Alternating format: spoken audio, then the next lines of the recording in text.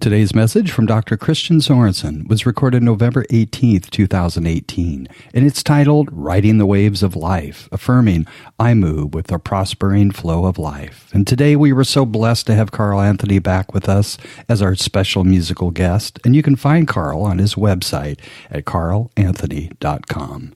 You can come visit us at our website at seasidecenter.org and consider making a donation. It would really make a difference getting our uplifting message out to others.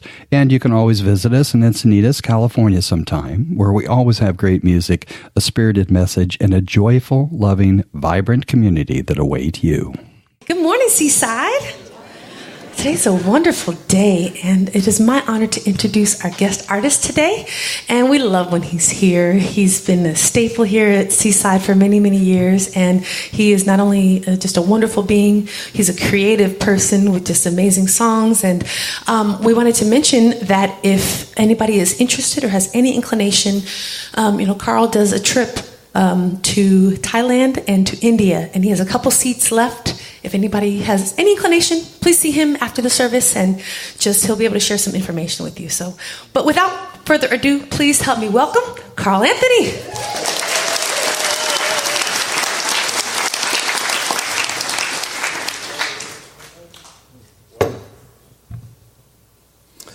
Hello. Hi, everybody. Thank you, Rebecca. Fantastic. I just love her. And I tell you. So how are you doing?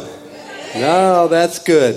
That's good. Yes, if your heart is pulling to experience of service while having a cultural experience, join us this winter. All right, so now, here's the deal. Repeat after me. Love, love, love, love, love. Together.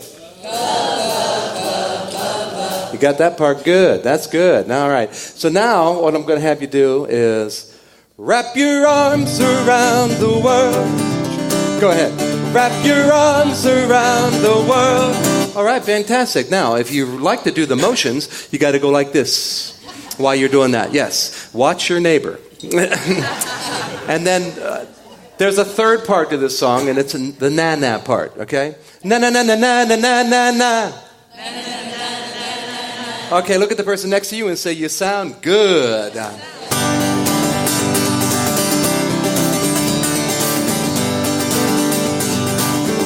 2, 3, 4. Oh! Let's wrap our arms, all right? Give a little love and hope that you can give enough. What'll it be? All we have to do is simply love, love, love, love, love. We got to love, love, love, love, love. And wrap your arms around the world. Wrap your arms around the world. That's right. Wrap your arms around the world. Wrap your arms around the world. Here we go. Na na na na na na na na. Na na na na na na na na na.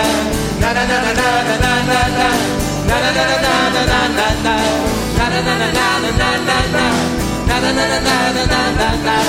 Na na na na na na na na. Na na na na na na na na. Now clap your hands. We got to understand it one of these days. All we have to do is simply love, love, love, love, love. We got to love, love, love, love, love. And wrap your arms around the world. Woo! Wrap your arms around the world. Wrap your arms around the world. Wrap your arms around the world. Come on, Bobby!